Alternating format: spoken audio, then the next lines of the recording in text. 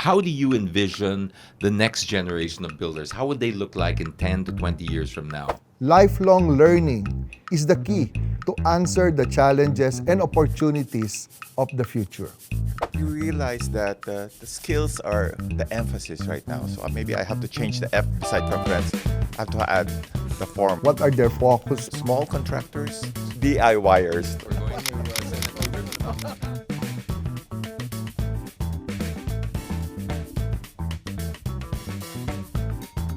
Hi, everyone, and welcome back to the Expert Series. I'm James Deacon, and it's a pleasure to be your host here. This is the podcast where we dig deep into the very timely, very relevant issues surrounding the building and construction industry. Now, if you joined us for episode 1, which I hope you did, you would have seen that, you'll remember, we talked about the evolving landscape of Filipino homes, and today, we're building on that conversation. Yeah, it's another pun. I'm full of these things, right? But we're going to take it to another level. Joining me once again is a familiar voice and face. It's the president and CEO of one of the top retail destinations for building and home renovations in the country, Mr. Ferdinand Ko of CW Home Depot. Welcome. Oh, thank you. Nice to have you back.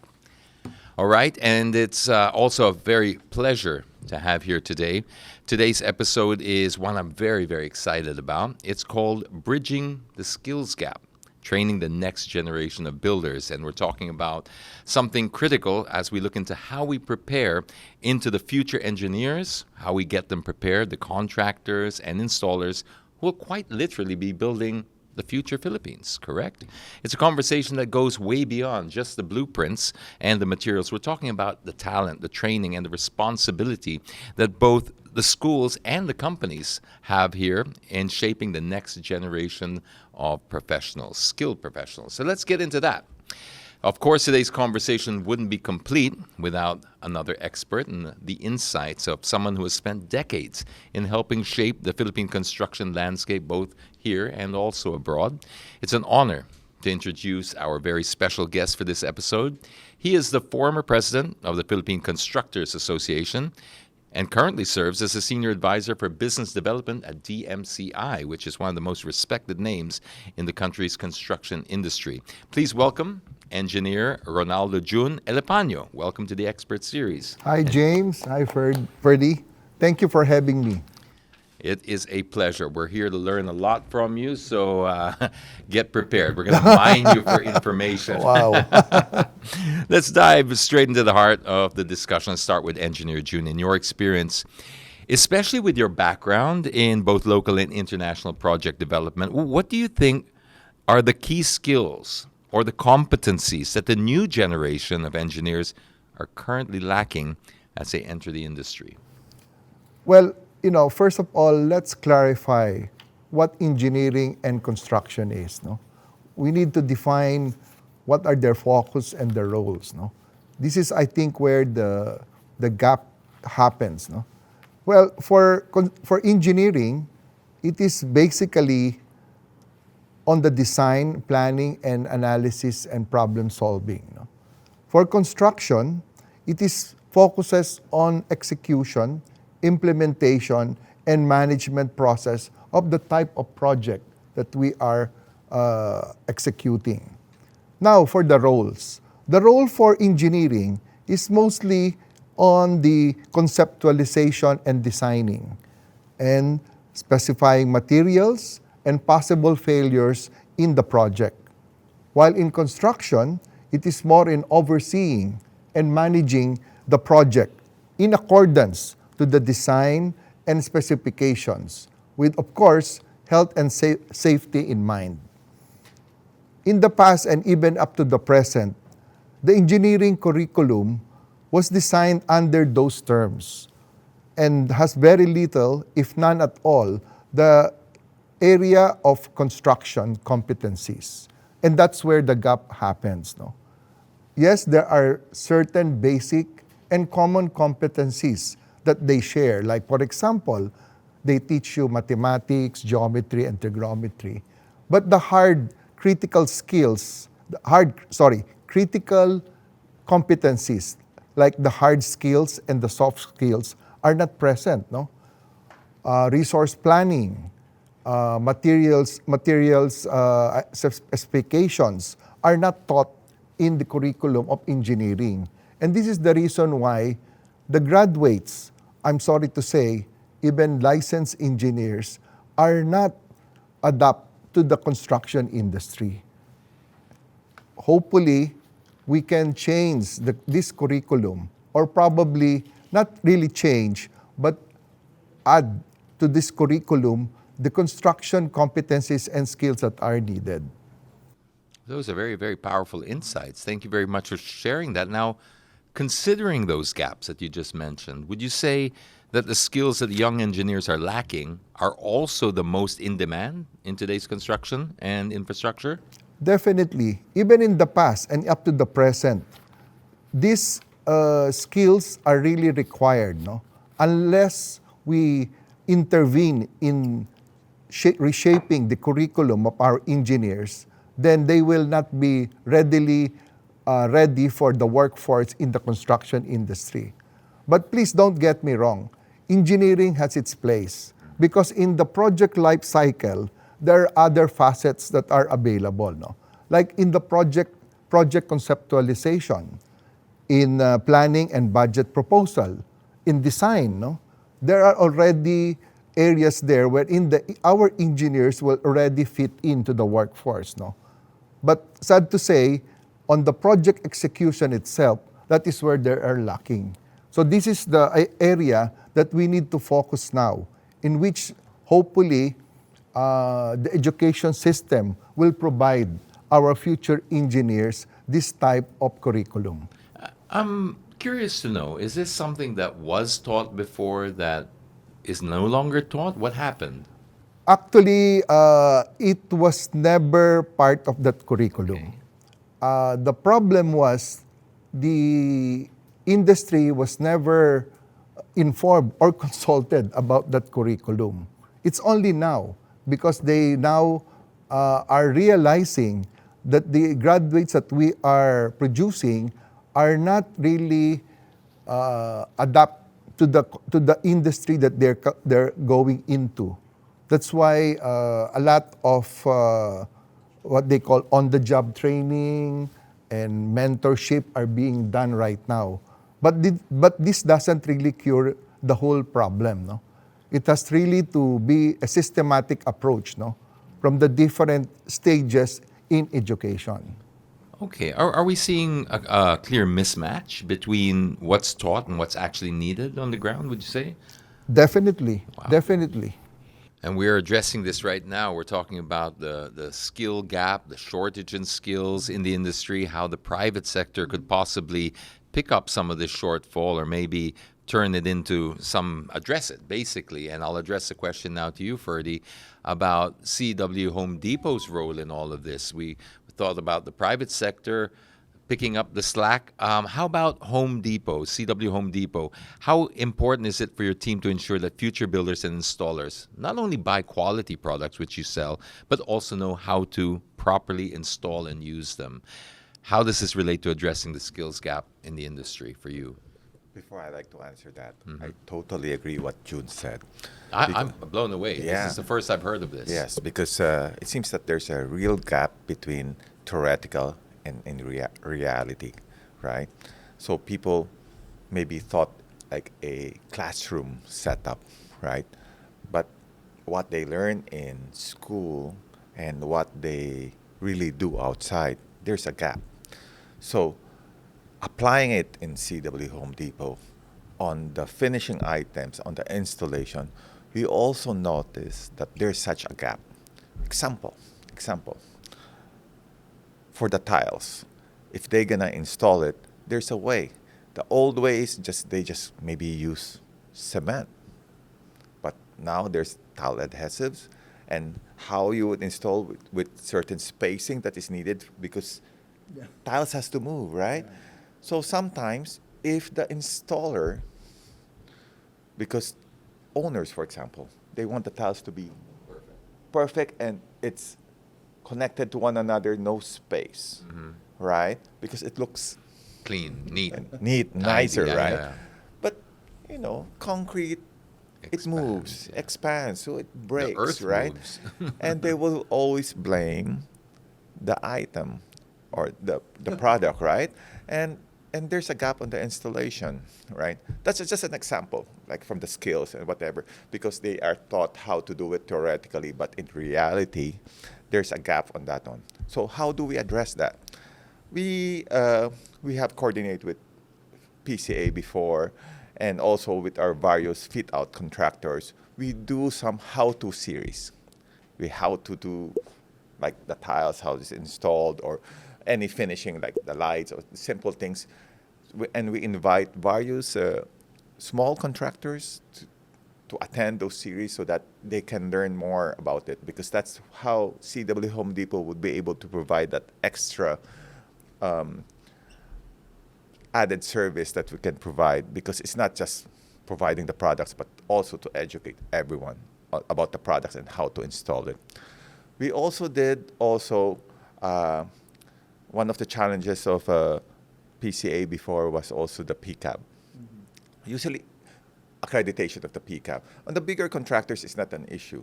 So it's more on just to be able to educate or inform all our customers who are small contractors that they have to accredit themselves. So that's one of the things that we're doing. So there are many things, and we always want to educate our merchandisers also, because beside from accredited installers, there are DIYers installers, right? So we still have to educate them. So those are collaterals in the stores, merchandisers explaining about the products. So there is really a gap. There's really a gap, and it's a continuous learning that we have to provide everyone. And it's a total collaboration from PCA, from the schools, from the government agencies, and on our small gestures on our side, that's how we'll be able to help them too. Okay, so you've established some workshops, some training Yes. programs, and partnerships with schools and trade organizations just to bridge this gap. I wanted to ask you that because of the range of products in building finishes, fixtures, and furnishings can be quite technical. How does CW Home Depot support the hands-on learning or product demonstrations that help bridge that gap between the theoretical knowledge and the practical application for new builders? So one example that we did to do that is really, I think June we did that for Estilos de Vida, right? That's an event we do with Phil Construct with PCA annually, wherein we would sponsor students about Estilos de Vida designers, interior designers. That's one example that we would sponsor them, give them a tour about our place, about our products, and then with the help of the experts from PCA, their fit-out contractors, how they were able to gap their classroom learning with reality, with the fit-out contractor, with the proper support on our side to be able to help them realize, connect everything from the product, from the classroom setup, on the design, on the contractor's point of view, and the installation point of view.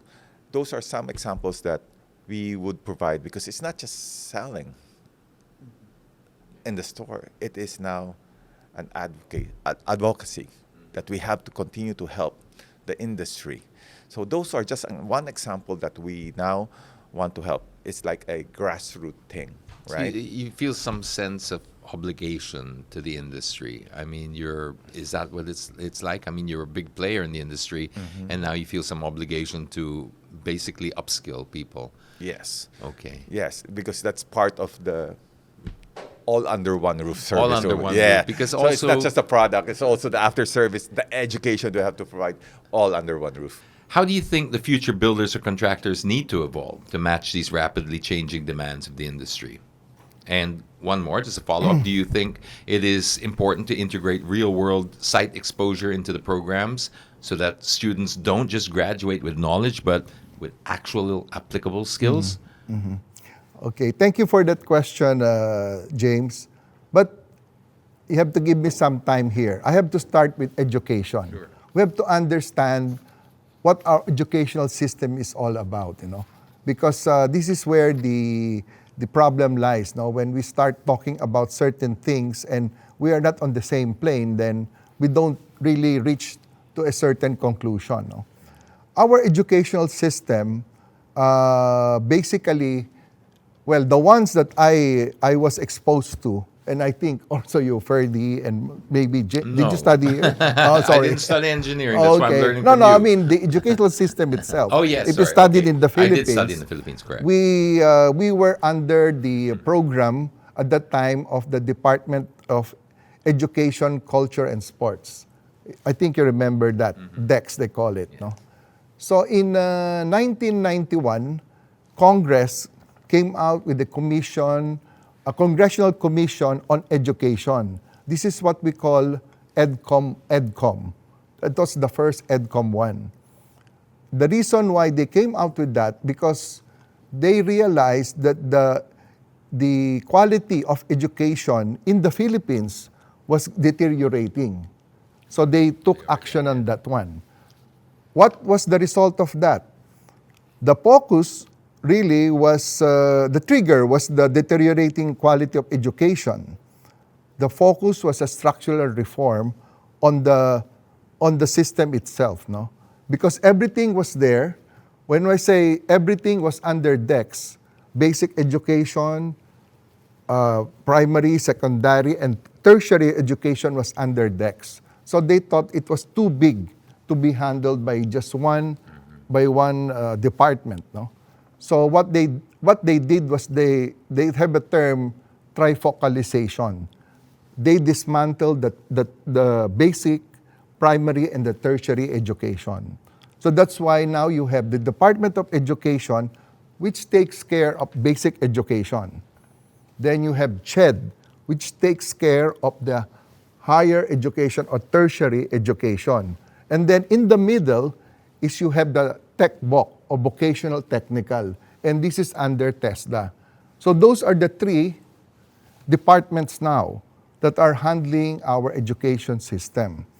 But also during 1991, they thought, or well, they saw that there was underinvestment in education. So aside from trifocalization, they invested more in education at that time. But then, moving forward, 2023, another EDCOM was created. Why? Because they found out that there was a learning crisis. And this is where the mismatch is coming in now. They're realizing that the graduates are not fitting to the workforce. There was no linkage. So this is the study that's being done now by EDCOM. EDCOM 2 is from 2023 to 2025. Fortunately for PCA, we were invited to participate as one of the standing committee member for EDCOM 2. That's why we are able now to discuss this matter, no, or these problems. On the first year of EDCOM 2, they found out there was miseducation in our system. Yeah, the system failed. Why? Because the three trifocalized departments was not talking to each other. Wala silang group chat. Walang group chat. To put it simply, no? So what you're preparing here in basic education, that's supposed to be either going to VocTech or higher education, was not properly coordinated among the three. Would this be something that maybe the private sector, particularly the construction firms, could do? And what if they can? What role could they play in addressing Well, this they skills also found out shortage? that the industry was not involved in the educational system. This So is that so- was the other failure. This is quite typical. Like, I don't want to get started. I'm drawing parallels to the motoring industry. How we're the last people No, they but ask. it's not only the construction industry, it's all industries. Yes, it It's is. all It's like industries. the actual stakeholders are the ones they ask the last. Yes. So when the industries were now going back to practically to government and telling them, hey, something is wrong here. We're not getting the right people, you know. And everybody was looking at degree programs. But practically now, it's not degree programs that are being looked after by the industries. It's more of the skills. The question is, what can you really do? Yes. It's not what you know, it's what can you do. And this is where now we're trying to transform the system from just a degree program to a certification program. And even not only in the Philippines, no? Skills is now the byword, no? In fact, they call skills as the new currency, is the currency for the new labor market. Because everybody is looking for skilled people. I don't care about your degree. What I care is what can you do? And can you do it for me? So that's how it is transforming now in education. No? And fortunately, for us, no, in what has happened with DepEd, with TESDA and CHED, the appointed secretary for DepEd came from EDCOM 2. And the appointed secretary for TESDA came from EDCOM 2. So both of them knows what's the problem and how to approach the problem. And more important, they're collaborating with each other. That's the most important thing here now. So now we're moving forward, no? Of course, the results cannot just be seen just like that, no? Because, education takes time. Well, this is, I think, what we were getting at a lot in episode 1, the value of being all under one roof. It's not just the physical being all under one roof. The solutions are there, too. You've got skin in the game, I guess. It's one thing to sell products, but if they're incorrectly used, placed, it somehow falls on you. Unfairly, but that's the reality. Is like, ay, wag dyan. Even though we know that the gap is clearly being identified in the education. So I'll address this question to you back again, Engineer, that have you encountered, maybe it's easier to visualize if you can share any horror stories without names if you don't want, but something that people can picture, like in projects you've been involved in where something had to be completely redone because there was an incorrect installation. Maybe you can give us some anecdote. Well, James, there are really a lot of horror stories in construction. I think we're going through a Senate Blue Ribbon about that now. Not that type of horror stories. No, but it's really the mentality of the people in construction, especially, I will not blame only the skilled workers, but everyone. No? We have this mentality na pwede na. That is very bad mentality for Filipinos. PNY. Pwede na yan. Pwede na yan. Because ultimately, in construction, somebody's got to pay for that. Maybe not now, but later on. So we had one project. In fact, it was abroad, no? So we were erecting a tower, a concrete tower, no? And this tower will be cladded with what we call travertine stone or marble. And that stone or that marble is coming from another place, so it's going to be imported. No? The thing is that the way the supplier installer will do it, he is pre-cutting everything. So he's basing his pre-cut marble on the drawings that is supplied to him. That means or something like that. That means oh my God. I have to be exact on what I'm doing, on the structure that I'm building. But of course, our people never thought it that way, no? So they constructed it the way they're usually doing it, and under time pressure, they have to finish it, no? So okay, the day came that we had to hand over the structure to this supplier installer. So the first thing that they did, no, because usually here, convention-wise, you start already installing some preparation. You know what they did? They just did measuring. They measured everything. Oh, they didn't take your word. And then after they completed measuring, they came back to us. They said, okay, you have two options. Because they found out that the tower we made was a bit twisted. So what will you do? You have pre-cut all the marble sizes, so it won't fit there, no? So he said, okay, you have two choices. One is you have to rectify that. I don't know, we don't know how. Or the other choice is we will give you a solution. We have to do a new, well, they can adjust some of the pre-cut marble. So of course, we opted for the cheaper solution. The cheaper solution is theirs, not ours, because we cannot demolish the whole structure already. So that's it, no? What's the lesson learned? It's not all speed.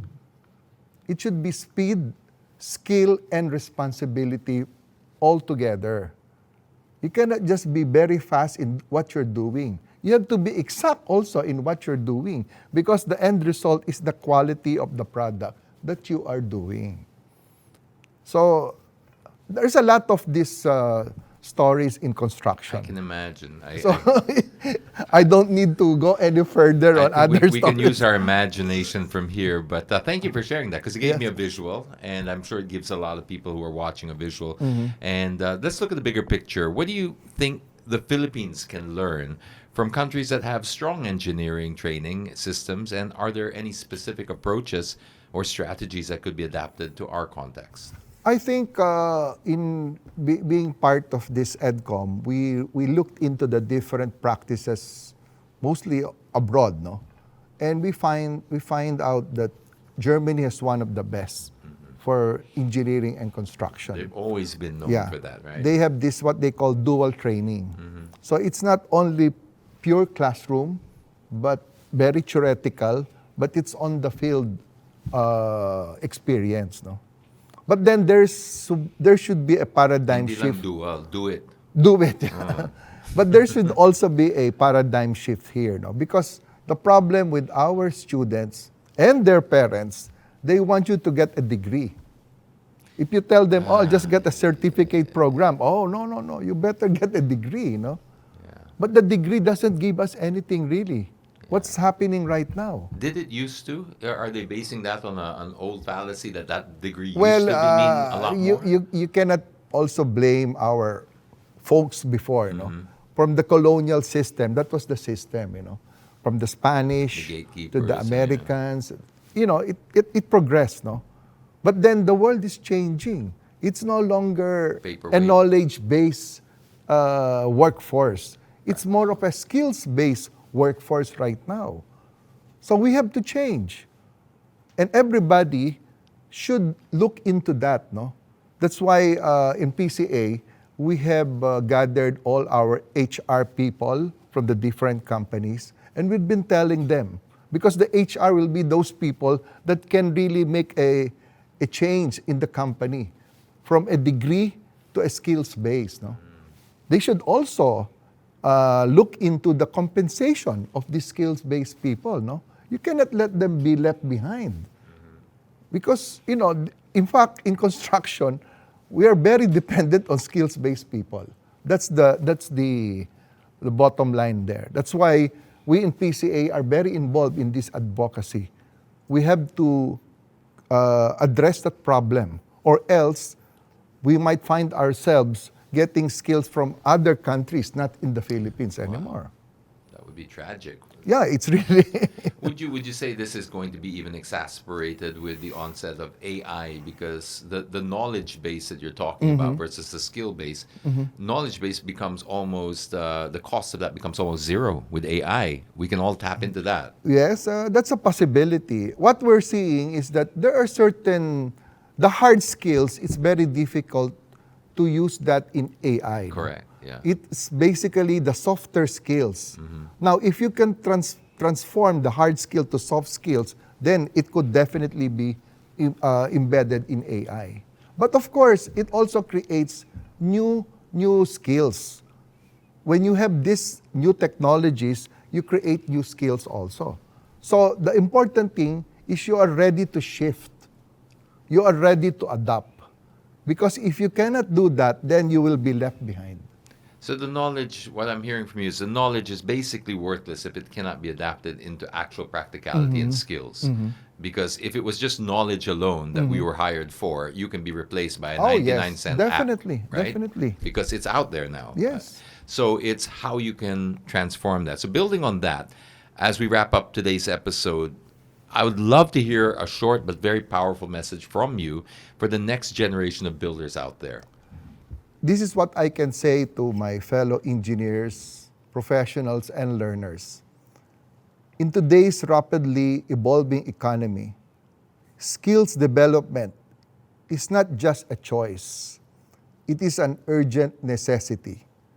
The profound impact of digital transformation, artificial intelligence, green transition, demographic shifts, and emerging industries is reshaping the global labor market. Skills is the currency of the new labor market. And remember this, and I quote from one author, the illiterate of the 21st century will not be those who cannot read and write, but those who cannot learn, unlearn, and relearn. Thank you. I like that so much. Who can unlearn? We never hear that. We always talk about and focus on learning, learning, learning, but then sometimes we build into these Yeah, because- habits ourselves, yes. right? Comfort zones, little reinforcement bubbles that we keep telling ourselves. Unlearning is perhaps the hardest thing. That's I true. hate to keep bringing it back to cars, but this is how my brain works. This is usually the problem when you're trying to teach somebody to drive that's been taught already by a family driver with bad habits. Right. Mahirap yan to unlearn those things before I tell you this is how you do it properly. So, looking ahead, how do you envision the next generation of builders? How would they look like in 10 to 20 years from now? And I how do you think- think they can start preparing? Yeah, I think the emphasis and acceptance of skills-based workforce will really dominate the labor market of the future. No? Skill certification will be widely accepted and will be compensated fairly. Artificial intelligence would possibly take over some of the hard skills, but new skills will be created. How do we prepare for the future? Today, we should not stop to learn, unlearn, and relearn. Lifelong learning is the key to answer the challenges and opportunities of the future. Ferdy, I'll go to you. Same line of question, same line that we're talking about. When you think about the next generation of builders and homeowners, what kind of customer do you envision in 10 to 20 years from now? And what changes do you anticipate in their needs and preferences? And how is Home Depot, CW Home Depot, preparing its stores and services to meet those evolving expectations? Yeah. This has been a mantra or the target demographics we have. We call it the alphabet customers. A are the architects, B are the builders, C are the contractors, D are the designers or the developers. Or the do-it-yourself? Yeah, do it yourself. E are the engineers. And usually I say F are friends, right? But after hearing what June said and what we're discussing right now, you realize that the skills are the emphasis right now. So maybe I have to change the F beside from friends. I have to add the foreman. That's what's going to make sure that all the skills are being done properly in the store. Kidding aside. With the new technology of AI and this e-commerce and digital transformation, we're so all worried about that AI might replace these hard skills, or digital transformation or e-commerce will replace certain or online selling might replace the business what we have.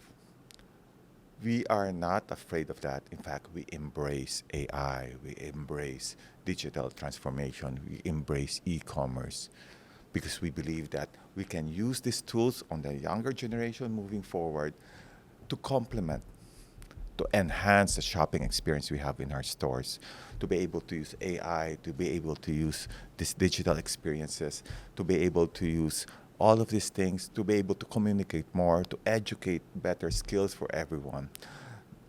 And these are tools not to replace, but to make our skills workers and our customers and Alphabet customers better, more educated, they would be able to use it to their advantage.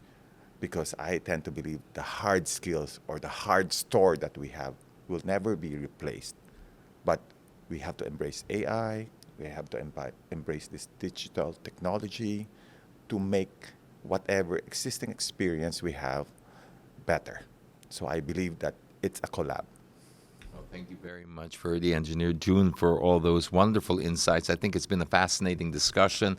I hope you've gotten the same out of it as we have. We've identified key areas here, like the skills gap in the industry, the building on like just not having general knowledge is not enough. Even targeted knowledge is not enough if it doesn't translate to real world skills. That's what we're discussing here. And we've identified some holes in the processes and perhaps how to identify them and then address them. CW Home Depot is doing their bit to help educate as well through programs, through trade schools, through also in working with contractors to show them how to use it. We're also listening to Engineer June on how you're also trying to bridge that skill gap. So we see there's a lot of work to be done, but we do see that light at the end of the tunnel. And then, of course, we touched on AI as well, which is very important. We shouldn't be afraid of AI. We should learn that it's not necessarily there to replace us, but it's there to enhance us. So that's how we should be looking at it. We said in the first episode, which is worth repeating, that it's not necessarily worried about being replaced by AI, but being replaced by somebody who uses AI. So it's using these tools that have been given to us throughout the years. We've always found tools that have made our jobs better. AI is no different. It's just at a more rapid pace. But at the heart of it is still the human. We still have the human component here, which I'm glad to say is something that CW Home Depot really focuses on, because that is your unique selling point and advantage. Being under one roof is not just about the SKUs and the products, it's also about the solutions that they provide as well. So thank you for joining us in this episode, and we're going to be bringing you more episodes. We hope you can tune in again to talk about what's timely and relevant in the building and construction industry. I'm James Deacon. Thank you, and we'll see you next time.